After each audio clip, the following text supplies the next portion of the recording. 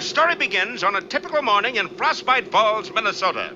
Morning, Mr. Flappinstrap. What's the temperature? It's about 10 degrees. Above or below zero? Above. Hot diggity! Ma, can I go barefoot today? Howdy, Mr. Crotchet. Nice morning. Nice. 10 degrees above and it's only 11 o'clock. Gonna be another scorcher. Yes, if there's one thing that's certain in Frostbite Falls, it's cold weather. So you can imagine the surprise of Rocky and Bullwinkle when they stepped outside their little cottage one April day and saw... No, it can't be. But is it? It is. It's a flower. Impossible. There it is. I don't believe my big blue eyes.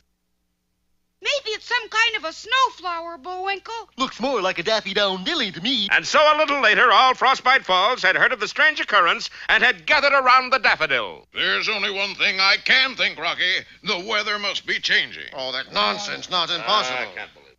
There's one way to prove it. How's that? Let's go in the woods and see if the bears are still hibernating. Hiberhootin'? If the bears are out of their winter caves, we'll know that the weather's changing. Say, that's a good idea. No, I don't think we ought to go into the woods. What? I said I don't think... You're contradicting Rocky the Flying Squirrel. Shame on you. Shame on you. Bullwinkle, why don't you think we ought to go in the woods to see if the bears are out yet? I thought we might ask him right here. Here? Certainly. Are you out of your cave, fella? Are you out of your mind? That's a bear. No, we'll never know if he's through hibernating or not. Hokey smoke, I guess the weather is changing. What'll we do? I don't know about you, but I'm gonna take off my muffler. And I'm gonna call the weatherman. But when Rocky tried to make his call, he got quite a surprise. Weatherman, I'm sorry. That is an unlisted number. Unlisted number? Then how do we find out about the weather? We'll just have to look in the paper. And the boys opened their copy of the Frostbite Falls Picayune Intelligence, but to their dismay... There's nothing there. Gee, looks like the weather report is classified information. Then let's look in the classified section. Good idea. Sure enough, nestled among the want ads was a small notice. Weather reports have been canceled during the emergency period. You mean during the emergency? Period. They can't do this to me, Bullwinkle. They can try. As a citizen, I've got a right to know what the weather is. Everybody talks about the weather, but nobody does anything about it. I know. We'll get some weather books from the library. Good idea, Rock. But as our heroes stepped outside the door... No, it can't be. But it is. What? Another Daffy Dill? No, look. That's just your shadow, Rock. Sure, but don't you realize what that means? It just means the sun's out. The sun's out In Frostbite Falls. in April. Quick, to the library. And our heroes dashed to the town library and asked for all the books they had on the weather. But unbeknownst to them, as they roamed through the stacks, they were being watched by a pair of beady eyes. And when Rocky reached for a book on the back of a shelf... Uh-oh. What book are you trying to get, Rock? Hey, there's somebody watching us. Interesting title. Who done it? He done it, that's who. And he did. The malignant figure moved swiftly to block our hero's way out of the library. Maybe we'll find out what this is all about in our next installment, Funny Business in the Books, or the Library Card. Last time, you remember, our heroes were astounded to find a flower growing in Frostbite Falls in April. Impossible. And thinking the climate was changing, they dashed to the library to get some books on the weather. But as they started to leave, a strange figure blocked their way. Hold it right there, you guys. Who do you suppose that is? Maybe it's the librarian. With a gun? Did you bring back those overdue books we had? How come you guys got all the books on the weather? Well, we like weather. Yes, we like to have it around all the time. Wouldn't be without it. All right, can the funny chat and move out of there. And menaced by the stranger's weapon, our boys started toward the door. Fortunately, their path took them right by the desk of Cletus Bookbinder, the town librarian. He's sure to recognize us and call the police, Bullwinkle. I can hardly wait to see the expression on that feller's face when Cletus says, Well, I see you got both of them. Good work. Mr. Bookbinder, it's us. Take him away.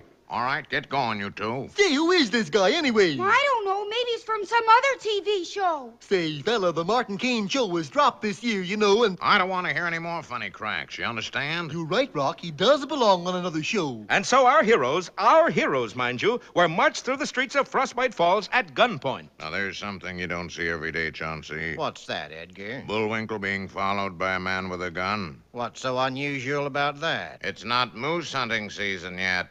Oh. Where are you taking us, mister? You'll find out, Junior. And Rocky did, too. For in a moment, they were entering the Federal Building and approaching an office door. Gee, that one must really be a hush-hush agency, Bullwinkle. How come? Look at the name on the door. Censored. Yeah, that must be a tippy-tappy top-secret outfit. But to their surprise, our heroes were ushered right through that door. X9 reporting with 2 suspects. Good work, X9. The chief will see them now. And our heroes approached a figure who, with its back turned, was talking on the telephone. I don't care, operator. You must find them immediately, if not sooner. Yes, Rocky Squirrel and Bullwinkle Moose. That's it. Hey, Bullwinkle, that's Captain Peter Peachfuzz. The wrong way, expert. Hey, Captain. What is it? What is it? 2 suspects picked up reading weather books in the library. Take 'em away. But, Captain, it's us. I couldn't care less. I'm trying to find Rocky and Bullwinkle. Yeah, but that's us. And we're they. Very well, leave your names with the man at the desk and Rocky and Bullwinkle. Well, how did you get here? I was brung. I was brought, Bullwinkle. Yeah, we were both brung. Jim, I'm glad you're here. Who brought you? This gentleman here. Yeah, Mr. X9. Actually, X9 is just my secret code name. You can call me by my real name. What's that? X3. Well, how come you arrested us for reading books about the weather? Please, don't mention that word in this office. How come? Even the walls have ears. I thought that was funny-looking wallpaper. Actually, the WHETHER has become a top-secret item. That's the wrong weather, Captain. Oh, then you know Know what? that the weather's all wrong. Yeah, the H is silent. You said it. It's very hush-hush. I mean, you're supposed to drop the H. You mean ush-ush? What's ush? Well, I came to tell you why the weather's changing. Well, why is it changing? Because the world is turning upside down. What? What? The world turning upside down? Well, that's silly. And we'll find out just how silly in our next episode, Topsy Turvy Time, or Emit, Evie, Rut, Easy. Oh, forget it.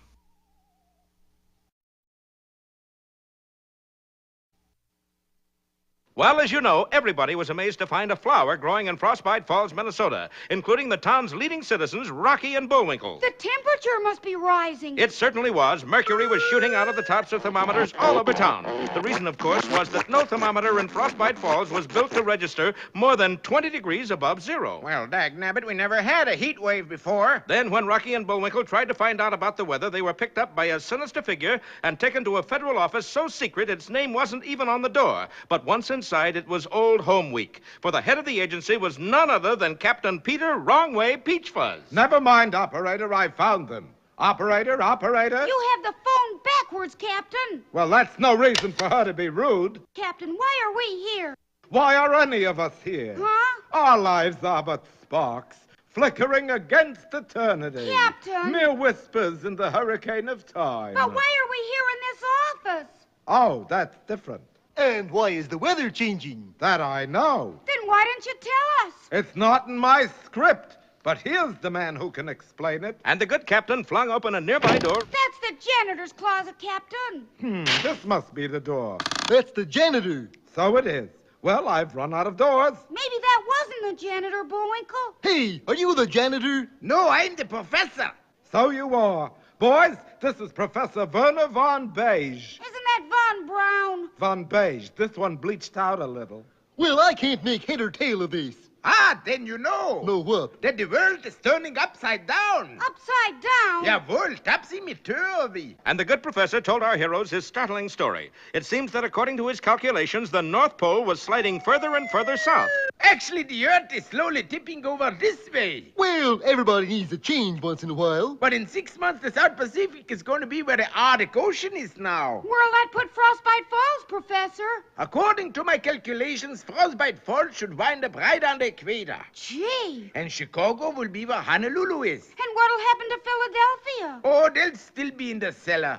Nice to know some things won't change. But we don't want to live on the equator. How come? It's just going to ruin the ice hockey season. Hey, that's right. We gotta break this thing up. But how? Well, I figure if we can find a new North Pole and melt the ice there, the world may straighten out. Good idea. Where is the new North Pole? It's due west of here, in the Pacific Ocean. Well, then let's go. And so a few days later, our heroes were preparing to take off for the West Pole. You got the stuff to melt the ice, Bullwinkle? There it is, Rock. 2,000 heating pads, 100 pounds of salt, 500 incendiary bombs, and 400 pictures of Gina Lollapalooza. Well, some ought to work. And something did. The captain turned a switch to reverse jet, and the huge plane began to lumber down the field backwards. Looks like a rough trip ahead of us, Bullwinkle. Looks like a rougher one behind us. Then, as the plane began to rise slowly, tail first, a small figure waved goodbye from the runway below. Bye-bye. Sure nice of him to come see us off, wasn't it? Who? Professor Von Beige. Professor Von Beige. You notice kind of an echo in here? Yes, as fate and Captain Peach Fuzz would have it, our boys had left behind the only man who knew where in the world they were headed. What difference does it make? I can only see where we've been anyway. Be sure to see our next episode, Bullwinkle Takes the Wheel or The Bum Steer. Well, last time our boys were preparing to leave for their long trip to the West Pole, but with Captain Peter Peachfuzz at the wheel, they found themselves taking off backwards. Not only that, but they left Professor Von Beige standing on the runway, and he was the only man who knew where they were going. And I'll tell you something, Junior, it wasn't that way. Bullwinkle, we gotta get Captain Peachfuzz straightened out. Impossible. Well, we gotta try. By this time, even the confused captain had figured out that something was wrong. This is the first plane I've ever flown in that had an observation car. Faster and faster the plane flew. Buffeting. Until it broke through the sound barrier and was traveling backwards faster than the speed of sound. As a result, when Rocky burst into the cabin and started to speak, his voice sounded like this. Now,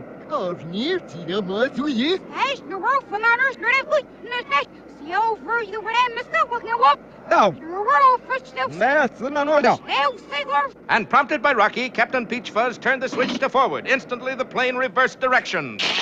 But everything inside it kept going the other way, including our friends. That didn't work out exactly as I planned. Fortunately, among the things that were falling with our friends were a number of parachutes, and in a few minutes they were all floating safely down, except Captain Peachfuzz. naturally. Below them, Professor Von Beige was trudging sadly back to town when suddenly... Hey, Professor, it's us. Oh, you've come back for me. How nice. But where's their plane? A good question, that, for at that moment, their abandoned plane broke in half in midair, and part of it landed in a downtown parking lot. Now, there's something you don't see every day, Chauncey. What's that, Edgar? Half an airplane just landed in the parking lot. Oh, I don't know, Edgar. T'other half ought to be here soon. Wonder how come that half landed later, Chauncey. That's the tourist section. True. Back at the airport, our friends were readying another plane. Boy, it's sure lucky for us this is a fantasy show. How come? If this was for real, this plane would have cost a fortune. Well, this time with an experienced flyer at the controls, Rocket G Squirrel himself. the plane zoomed skyward and started on its long journey. Could you make that a short journey? How come? I forgot the sandwiches. But, Bullwinkle, it is a long journey. Well, couldn't we do like they do in the movies? You know where you see the hands on the clock spinning, and the leaves dropping off the calendar, and the seasons changing, and the first thing you know... Bullwinkle, you got a long white beard. Must have gone too far. I better put a few leaves back on the calendar. Better turn the clock back a bit, too, Bullwinkle. How come? 'Cause we're getting awful low on gas. And at that moment, the jet engines conked out and the plane started to fall. Hey, we're gonna set a new record. What's that? We'll crash 2 planes in one episode. We gotta send our position on the radio. On the what? On the radio. Rocky, this may come as a shock to you, but we're not on the radio. We're on television. I mean the plane radio. Plain or FM, we're just not on it. Captain, what's our position? I've got it right here. We're between 56th and 57th Street on Madison Avenue. Hokey smoke, you know what that means? It means we're gonna crash right on the J. Walter Stucker Company. No, it means we got a map of New York City. Oh, that's terrible. Yeah, it's a nice place to visit, but I wouldn't... It's a little too late for jokes now, Bullwinkle. Oh. And the plane plunged dizzily downward. Be with us next time for the Ocean Waves or High Divers. I said it was too late for jokes. It's all right, Rock. That wasn't funny. Well, when last we saw Bullwinkle and Rocky, they were plunging straight downward toward... You're not plunging down. We are, too. You're going straight. Ridiculous. But You're just looking at the picture wrong. Yeah, turn your head sideways. No, the other way. well, that's better. Yes, our heroes were plummeting toward the ocean far below. That's better. But first, a brief word about the plot.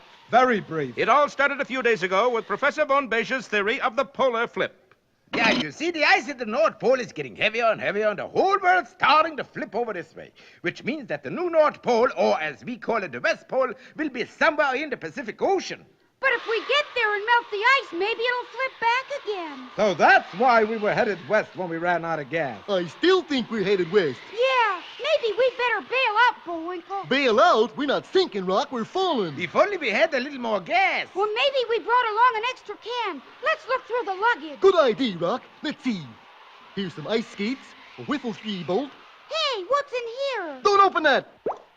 Gee, what was that? That was my collection of soap bubbles. Say, here's a copy of the Congressional Record. What's that for? I use it to press flowers in. Let's see, 3 pounds of Gruffy dust. Bullwinkle, that's it. Gruffy dust? We gotta wait till the dark of the moon if we're gonna No, use... no, the Congressional Record. I don't want to quibble, Rock, but this is no time to catch up on your reading. You don't understand. This is a jet plane, right? Right. And a jet is nothing but a lot of hot air, right? Right. Well, where are you going to find more hot air than there is in the Congressional Record? Mr. Squirrel, this is a scintillating hypothesis. And a pretty bright ID, too. In a twinkling, a connection was made, and Bullwinkle began to read the Congressional Record into the plane's fuel system. Mr. Speaker, the glorious history of the grain and feed industry as reflected in the production figures for the period 1907 to 1912 is... Bullwinkle, it's working. Keep it up. For our American system and our children's children against the encroachment of the forces of international outlawry and the abandonment of our precious heritage of... Hooray! We're saved! She's never flown better. Yes, apparently there was enough hot air in that single volume of the Congressional Record to propel a 4-engine jet clear around the world. Wait till the boys at Cape Carnivorous hear about this. Okay, Captain Peach Fuzz, which way do we go? Forward, Rocky, always forward. No, on the map. Oh, that. Well, let me get it in a better light. We are heading past EA1. EA-Wa? That's an odd name. It's Welsh, Rocky. In Wales, that means the place where the geese run barefoot. Could I see that map, Captain? Certainly, Professor. There it is. EA1. Captain, you're holding the map against the light and reading it backwards. Oh? That's really Hawaii. In Wales? Ridiculous. Oh, boy. Meanwhile, back at the Moose... Like to place in the record the names of the Shawnee Falls Arbor Day Committee, Lavinia Waggle, Arthur Grinker. Boy, this is dull stuff. Whitney Clapsaddle, Bernard Walkenfuss. Yes, it was dull. So dull that within 3 minutes, everybody within hearing distance of Bullwinkle was sound asleep. Had the plane flew onward to without a... Be with us next time for... Henry Freebird, Darwin J. Hatch, Elohim Beagle, Horace Elbow, Harvey Flitch, Casper Puddingstone, Marvin Geld, Elizabeth Ogle, Sinbad Brittle, Chewie Martinez, What? Murgatroyd C. Oh, yes. Applefinger, Sherwin In our last episode, Bullwinkle began to read the Congressional Record into the fuel system of our hero's jet plane to provide them with enough hot air to fly to their destination. There was plenty of hot air, all right, but unfortunately, he ran across the membership list of the Shawnee Falls Arbor Day Committee, and the steady drone of names soon put everybody to sleep. including the narrators. Yes. As a result, I don't know where we are now. Do you, Rocky? Huh? Do I what? Oh, never mind. Captain Peach Fuzz? Avast the fantail and capstan, the landlubber, and... what'd you say? Professor Von Beige? Let's sign up with the other side, Otto. Those Russian winters allow... Professor, where are we? We are there, that's where. Where is there? There's where is there. Sure enough, when our heroes looked down, they saw a small Pacific island directly beneath them. Gee, it's sure pretty. That's the new North Pole. Jawohl. Sure ought to pep up the tourist trade. I wonder if the natives are friendly. Well, we'll soon find out. That was true, for at that moment, down on the island, a band of natives was preparing a big welcome for the boys under the direction of the native chief, whose name was... what is your name, Chief?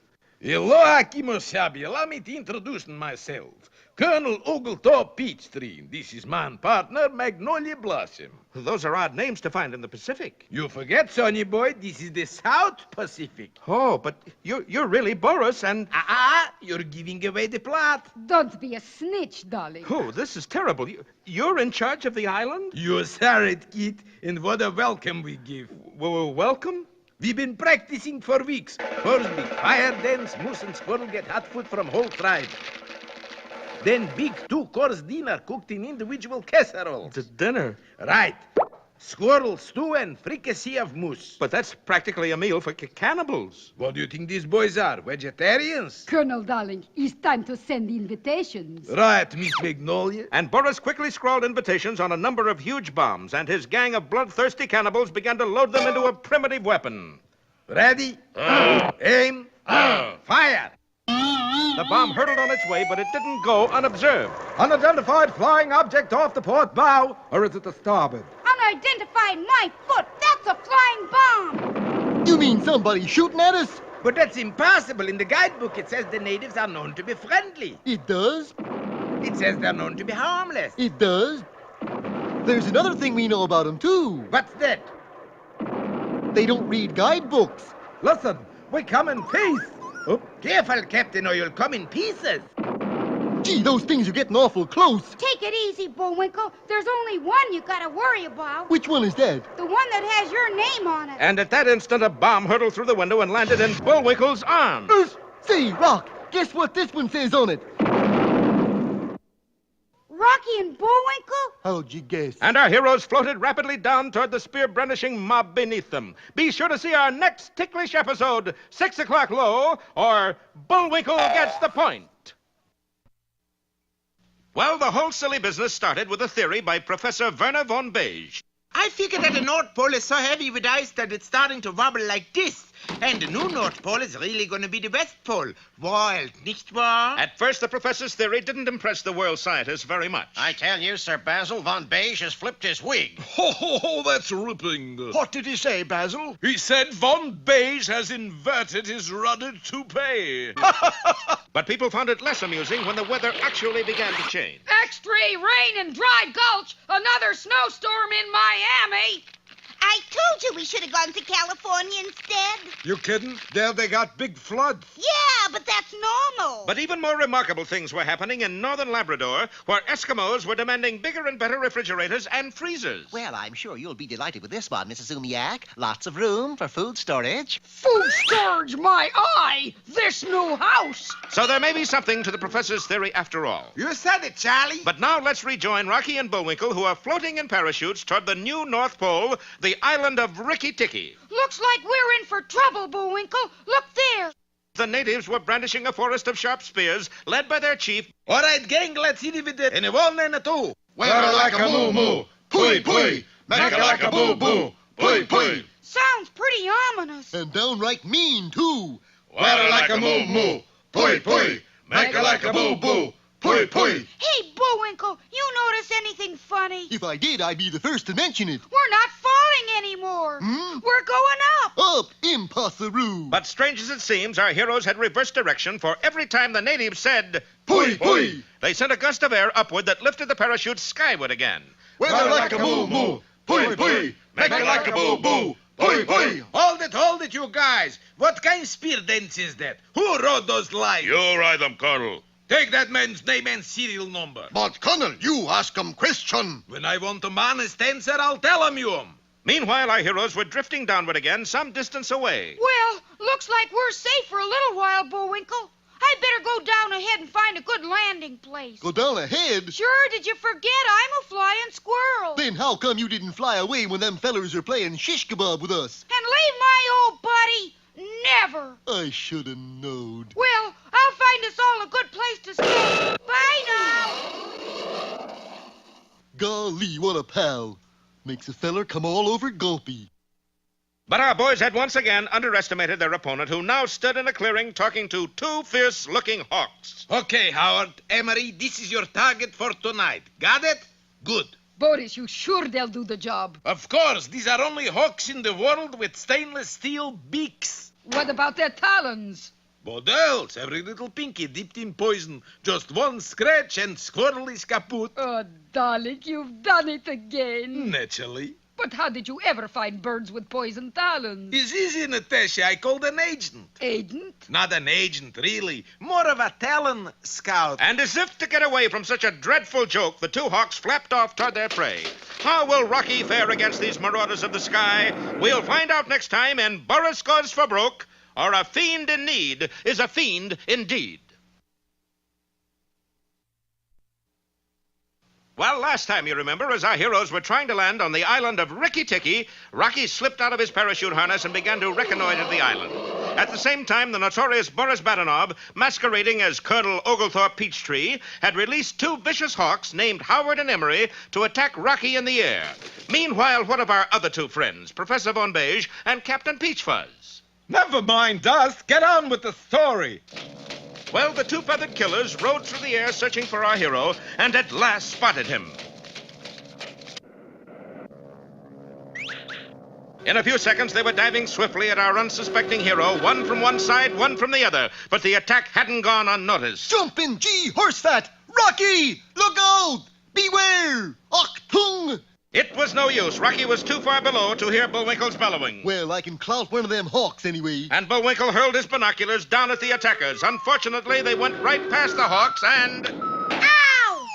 Yes, the heavy glasses knocked Rocky into a spin just as his two pursuers closed in on him. As a result...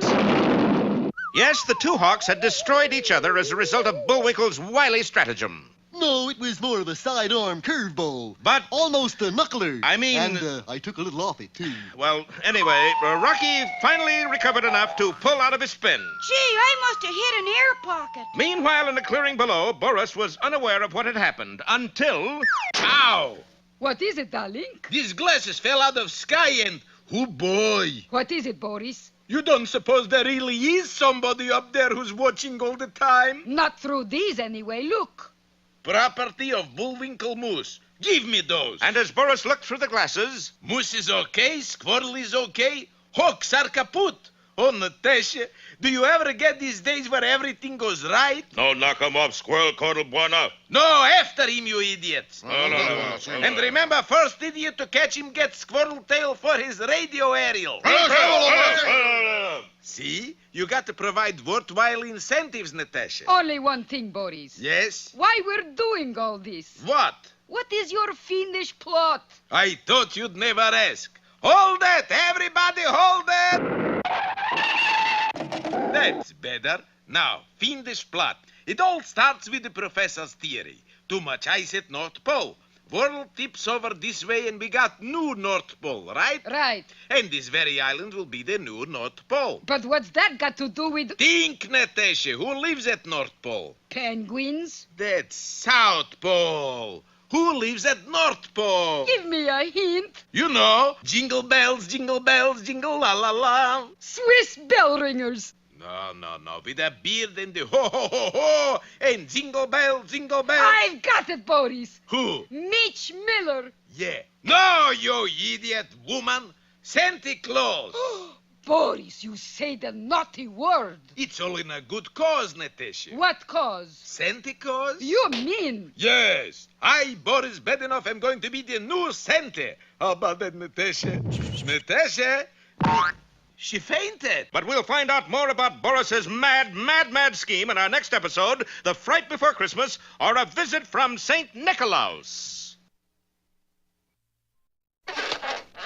Last time, you remember, Natasha had made Boris a happy heel by inquiring... But, Boris, what is your fiendish plan this time? I thought you'd never ask. And this one is a Lulu. Yes, you remember that according to Professor Von Beige's theory, the North Pole was so top-heavy with ice that the world was tilting over sideways and would soon have a new North Pole. And where will the new North Pole be? I give up, darling. Where? Right here, Natasha, on the island of Rikki-Tikki. In a couple of months, we'll be living at the North Pole. So? So, who lives at the North Pole? I give you 3 guesses. Santa Claus, Judge Crater, and the Lane sisters. George Crater and the Lane sisters? I didn't want to waste the other 2 guesses, darling. Oh.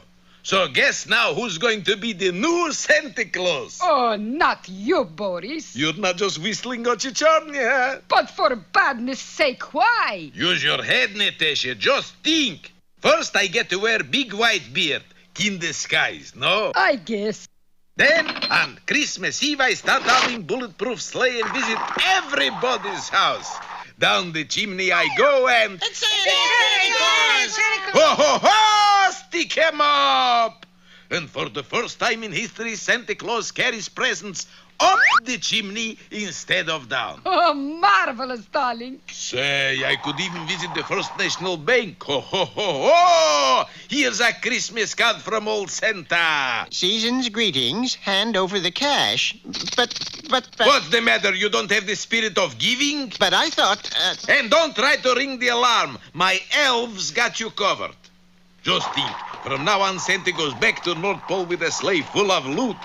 Ho, ho, ho! Merry Christmas, boys. Here's your coat. Thanks, Eddie. And remember, try to double-cross jolly old Sandy and you go for a one-way sleigh ride. Yeah, sure, Sandy, sure. I tell you, Natasha, the Jingle Bells racket is worth billions. Boris, this is the meanest, crookedest, most low-down thing you have ever done. I thought you'd like it. Unaware of all this, our boy Rocky the Flying Squirrel was still diving earthward, groggy from a blow on the head.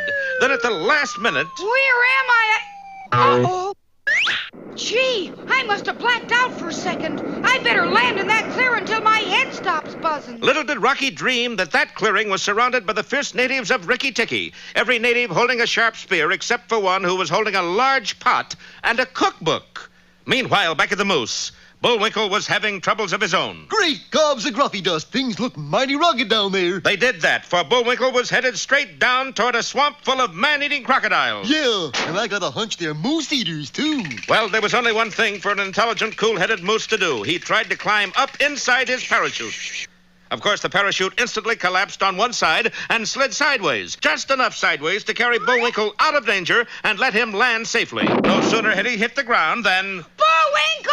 Help! That's Rocky, and he's in trouble. Of course, Bullwinkle started off to Rocky's aid, but he'd forgotten all about his parachute, which at that moment enveloped him in yards and yards of yards and yards, so that he couldn't move. Well, it looks as if Rocky is really in a stew. Not yet, but it's only a matter of time. Be with us for our next red-hot episode, Soup's On, or Rocky Goes to Pot.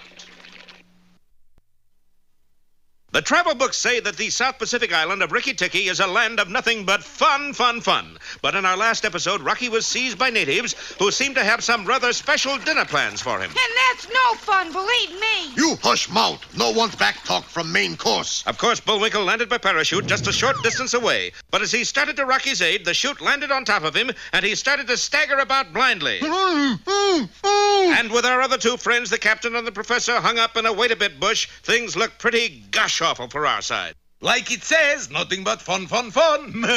Meanwhile, back at the clearing... Let's see. Who we invite to dinner, Sam? What about Nararutu tribe? We owe them dinner? Sure. You remember they have us over last month for roast brisket of missionary. Think squirrel big enough to go around?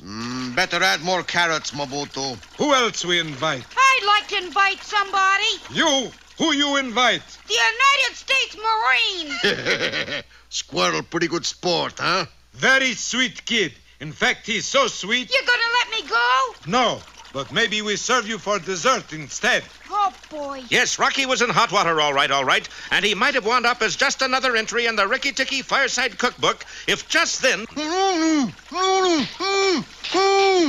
Uh-oh. What that, Sam? Nothing human, you bet. Sound like great swamp spirit. Oh, come on, Mobutu. This 20th century. You got points, Sam. No great swamp spirit, huh? No. Then what that? Sure enough, coming at them out of the gloom was an eerie, shapeless figure.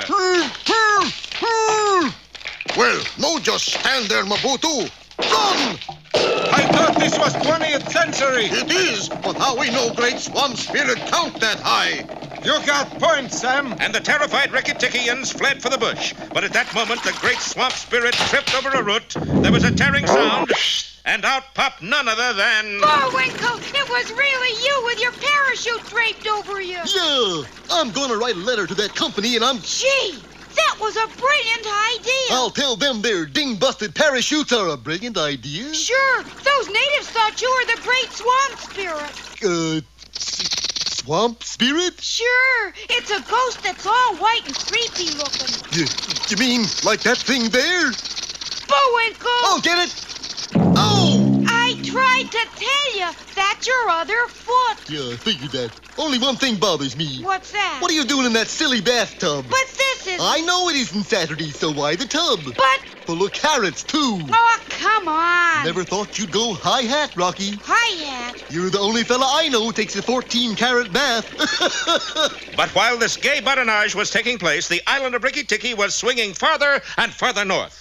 As a result, the temperature dropped suddenly, and our heroes found themselves in a very cold climate. Bullwinkle, the weather's changing. How can you tell? Well, the barometer pressure's dropping. Uh-huh. And those are cirrus clouds up there. True. And besides... Yes, yes. The water's frozen solid, and I can't get out of this pot. Oh, sainted Aunt Agnes McGee.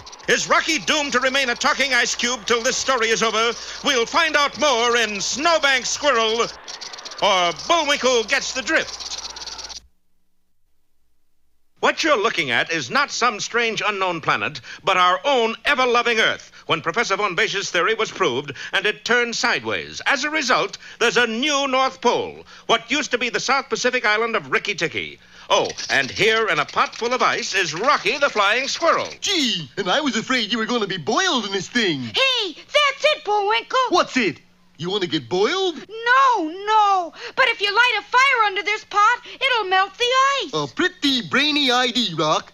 I'm sure glad you're not froze at both ends. Me too. So Bullwinkle struck a match and tried to light the kindling under Rocky's pot, but to no avail. What's the matter, Bullwinkle? It was so cold that the match flame had frozen solid. Might as well put it away till it thaws out. No use wasting it. Gee, I can't move. Sure you can. How? I'll carry you. And the mighty moose hoisted his pal and started off. Bullwinkle! I'm right here, Rock. I didn't say anything. I could have swore I heard somebody say, Rocky! Hey, that's another voice. Yeah, pretty blood-chilling, isn't it? Not very blood-chilling, Rock. Maybe not for you, but I'm so cold already it doesn't take much. Oh, they were familiar-type voices, too. Well, of course they were. That was Captain Peter Peachfuzz and the Professor. They must be in trouble. Sure enough, as Bullwinkle looked down from the top of the hill, he saw their two friends being carried away by a band of half-frozen but still ferocious natives. We gotta stop them. You bet. Hey, cut that out, you guys. It's Bullwinkle and Rocky. Cut that out, I say. I do wish he'd stop saying cut that out. Why? I'm afraid the natives will take the hint. Well, the natives lined up in battle array before the charging moose, their sharp spears at the ready, and Bullwinkle chose that moment to trip over his feet. Oop! He's done for. Him? What about us? But in falling, Bullwinkle had dropped the pot containing Rocky and his ice cube. Oh, Buzz Fuzz, I got a split. That's going to be hard to pick up, too. Not too hard, really, for while the captain and the professor took care of one Rikki-Tikkian, the empty pot took care of the other. Empty pot? Looky there! Rocky on the rocks! The collision had freed the plucky squirrel, and he sat unharmed on a pile of ice cubes. Well, Professor, looks like your theory was right. It's pretty cold. Jawohl, but I wish I wasn't quite so right. And a little bit warmer. But at that moment...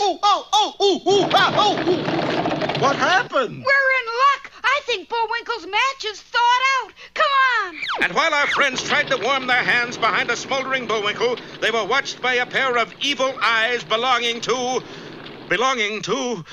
Oh, no. Ho, ho, ho! Give a guess who? Oh, come on now. You're not Santa Claus. You're Boris Badenov. I'm Sandy Claus and I can prove it. How? I got a witness. My assistant, Elf. Isn't she a little tall for an elf? It's the high heels, darling. They fool you. Oh, boy. Well, Elf, it's time to pay our first visit. To whom, Santa, darling? To those goody goods on the other end of island. And I take everybody a present, too. What kind of present? What else? Bum-bums. Well, will Boris's dastardly scheme really succeed? We'll find out next time in Clause and Effect, or You'll Be Sorry.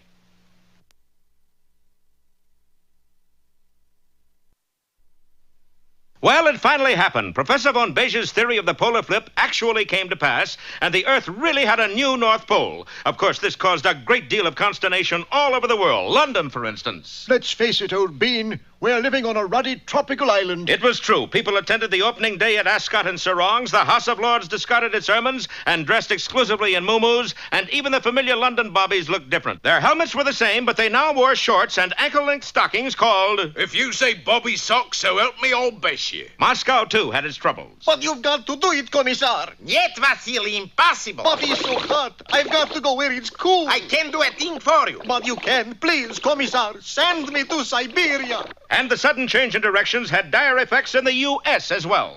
Hey, Clint, how come you looking so down in the mouth? I'm just looking at the new map here, Harold. And? The full enormity of what's happened just hit me.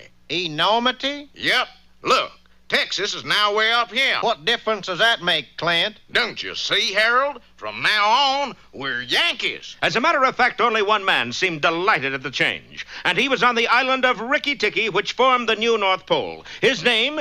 Boris Badenov. Or as we call him, St. Nicolaus. Yes, Boris had decided to put himself in the Santa Claus business. You know a better location? Think of it, Natasha. People invite you down their chimneys every year. It's like a license to steal. As if you needed one, darling. And for his first call, Boris decided to pay a visit to Bullwinkle and Rocky, who were at that moment trying to work out a plan. Bullwinkle, we just gotta get the world straightened up. Yeah, and after we do that, let's think about what to have for dinner. Fortunately, our heroes had the help of Professor von Beige himself. Gentlemen, I've got it. A way to straighten up the world? No, what to have for dinner. First, a little Kartoffelsuppe mit Maybe Leber. we ought to solve the other problem first. Rocky, when my stomach starts growling, there are no other problems. Well, let's ask ourselves how this happened in the first place. All righty.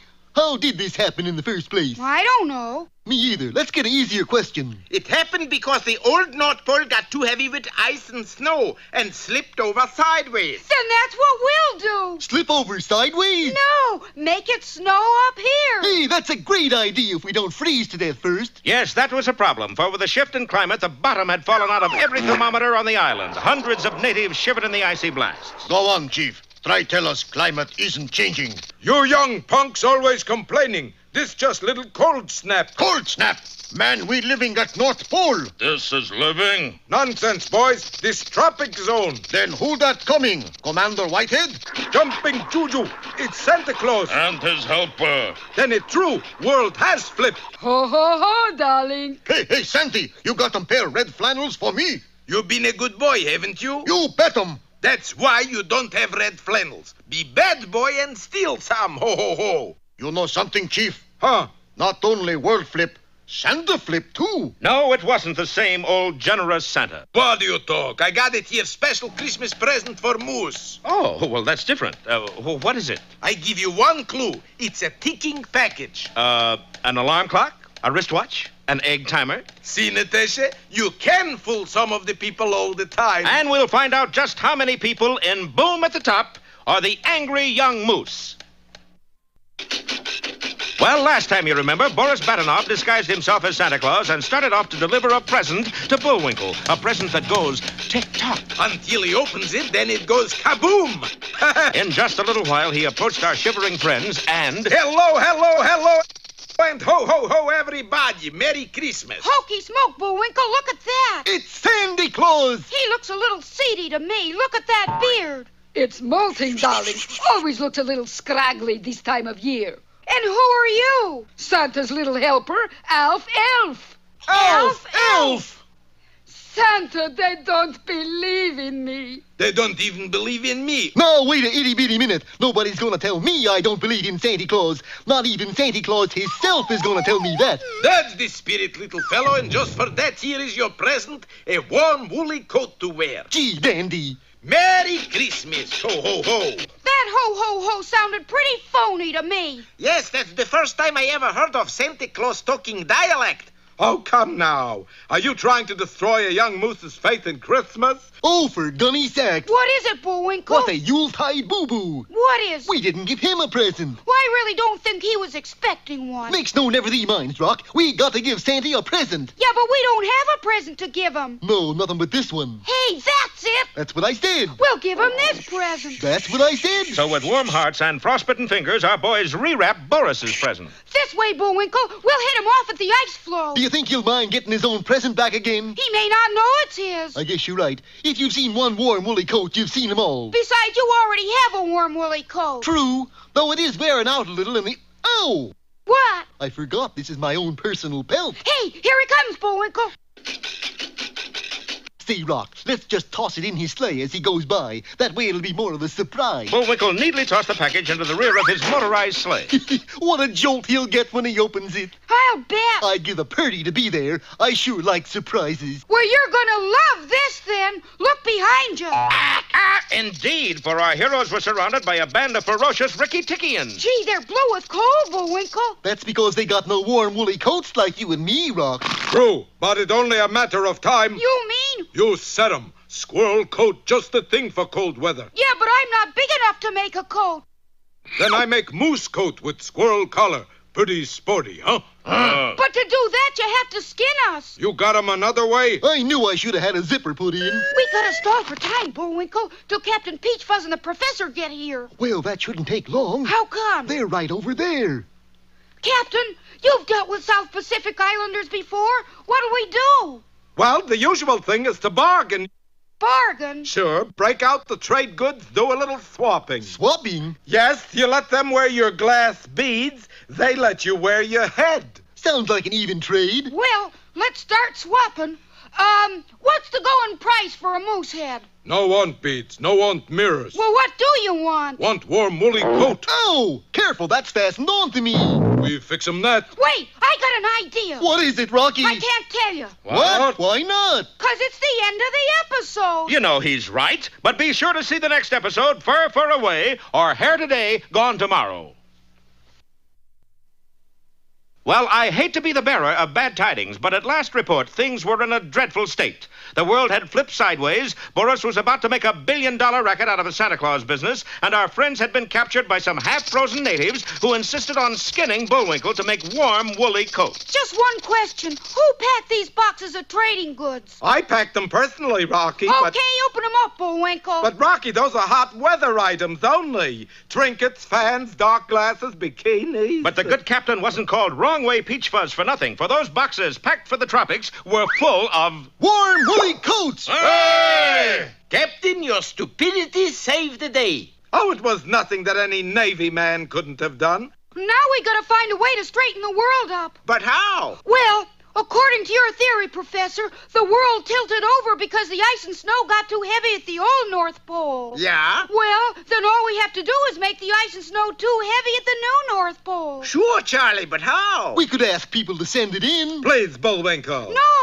he's right. He is? I am? Sure, we'll do a big snow telethon. And so the call went out all over the Topsy-Turvy television world. Send your old ice and snow to the island of Ricky-Ticky, folks, and let's straighten up. And fly right. And people did just that. From the icebound shores of California to the snow-capped jungles of Tanganyika, people began to send ice and snow to Ricky-Ticky. By the train full, by the plane full, by the ship full, even by the tray full. That's it, folks. Keep it coming. One more snowstorm should do it, Rocky. One more snowstorm, eh? And before you could say Tusanella Werfenpickle, the plucky squirrel had grabbed a nearby sack of silver iodide crystals and was zooming through the air over the island.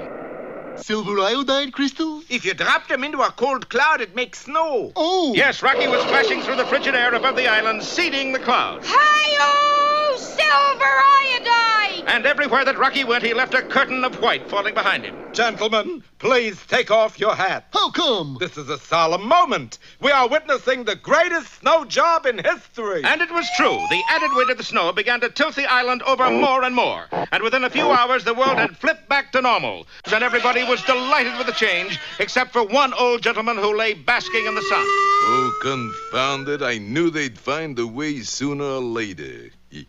All right, come on, boys. The vacation is over. We're coming, Santa Claus! Yes, the island of Ricky-Ticky suddenly swung back into the warm South Pacific again, and of course all that ice began to melt. The result was a fantastic flood in which two woebegone figures struggled.